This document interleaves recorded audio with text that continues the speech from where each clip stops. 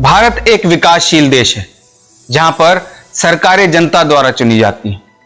इसीलिए सरकारों की जनता के प्रति किन किन मुद्दों को लेकर जवाबदेही है, ये जानना बेहद जरूरी है।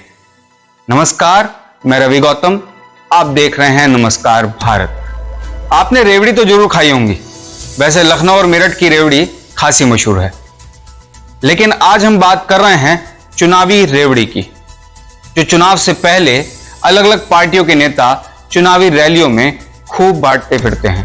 हाल ही में पीएम नरेंद्र मोदी द्वारा चुनाव में रेवड़ी संस्कृति के रूप में मुफ्त उपहार देने की परंपरा की आलोचना करने के बाद शब्दों का एक राजनीतिक युद्ध छिड़ गया था।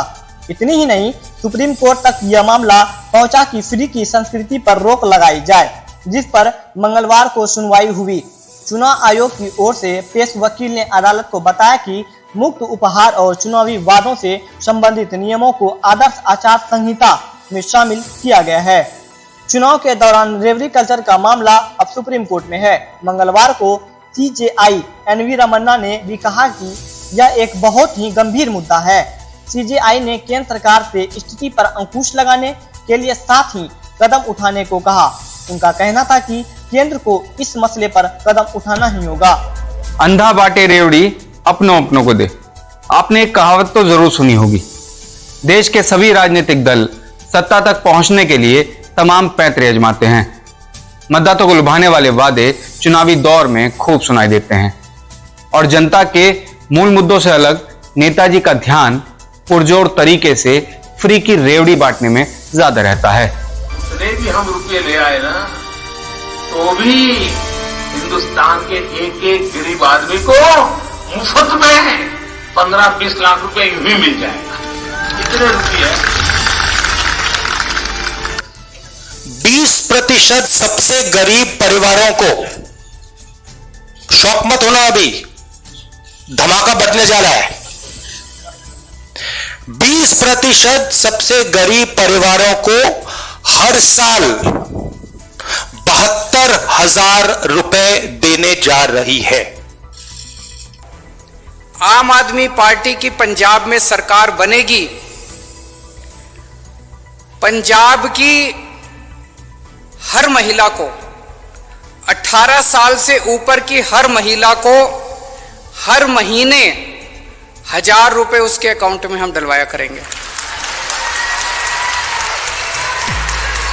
आपको याद हो कि हाल ही में प्रधानमंत्री नरेंद्र मोदी ने उत्तर प्रदेश में बुंदेलखंड एक्सप्रेसवे का उद्घाटन किया था। इस दौरान उन्होंने अपने भाषण में मुफ्त की रेवड़ी का जिक्र करते हुए सियासी दलों पर निशाना साधा था, जिसके बाद से ये मुफ्त की रेवड़ी चर्चा का विषय बनी हुई हैं और राजनीतिक दल एक दूसरे पर आरोप प्रत्यारोप लगाने से पीछे नहीं हट रहे हैं। उत्तर प्रदेश के बुंदेलखंड से प्रधानमंत्री नरेंद्र मोदी की ओर से देश में रेवड़ी कल्चर को बढ़ावा देने वाले सियासी दलों को कटघरे में खड़े किए जाने के बाद दिल्ली के मुख्यमंत्री अरविंद केजरीवाल ने पलटवार किया था।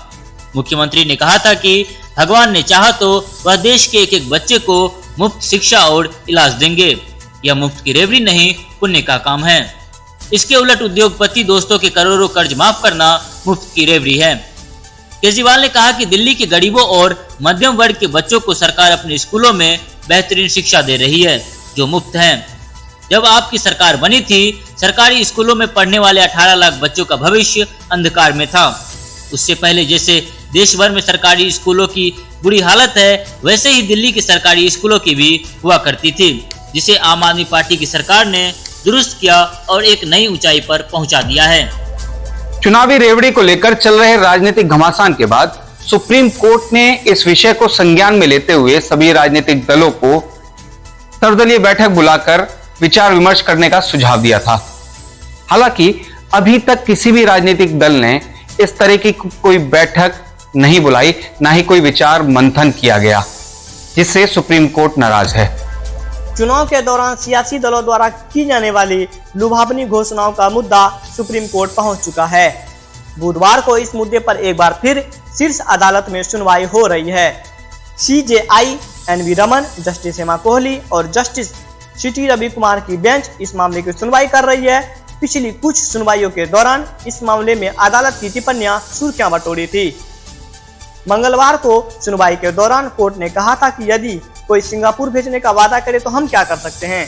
बुधवार को सुनवाई के दौरान याचिकाकर्ता अश्वनी उपाध्याय ने कोर्ट को सुझाव देते हुए कहा कि अदालत को सुप्रीम कोर्ट के पूर्व जज के नेतृत्व में एक समिति बना देनी चाहिए। इस पर एसजी तुषार मेहता ने कहा कि पूर्व कैग के नेतृत्व में समिति बनाई जाए। सुप्रीम कोर्ट ने दोनों के सुझावों को सुनने के बाद कहा कि जो रिटायर्ड हो गए हैं उसकी वैल्यू क्या रहती है। मुख्य न्यायाधीश एन.वी. रमन ने केंद्र सरकार के वकील से पूछा कि वे इस मामले पर विचार करने के लिए विशेष समिति का गठन क्यों नहीं करती। इसका जवाब देते हुए एसजी तुषार मेहता ने कहा कि मामला आपके पास है, सरकार हर एक पहलू पर सहायता करने के लिए तैयार है। सॉलिसिटर जनरल ने चुनाव में मुक्त घोषणाओं पर नियंत्रण के लिए पूर्व सीएम विनोद राय के नेतृत्व में सुप्रीम कोर्ट में एक कमेटी गठन करने का सुझाव दिया, जबकि याचिकाकर्ता भाजपा नेता के वकील विकास सिंह ने इस कमेटी के लिए सेवानिवृत्त जज आर.एम. लोढ़ा का नाम सुझाया। सीजेआई ने यह भी कहा कि केंद्र सरकार मुफ्तखोरी पर चर्चा करने के लिए सर्वदल बैठक क्यों नहीं बुलाती। उन्होंने कहा कि यह एक राजनीतिक मुद्दा है, आज जो विपक्ष में है वो कल सत्ता में आ सकते हैं, इसलिए सबको सोचनी चाहिए। राजनीतिक पार्टियों में सत्ता पाने की लालसा इस कदर हावी है कि चुनाव के दौरान लोगों को साधने के लिए लोक लुभावन घोषणाएं कर तो दी जाती हैं, लेकिन उससे देश को होने वाले आर्थिक नुकसान को नजरअंदाज कर दिया जाता है।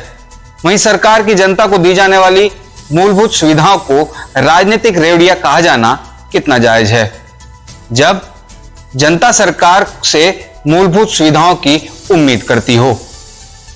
आज के लिए इतना ही, कल फिर किसी और मुद्दे के साथ आपके साथ फिर से होंगे। तब तक के लिए नमस्कार।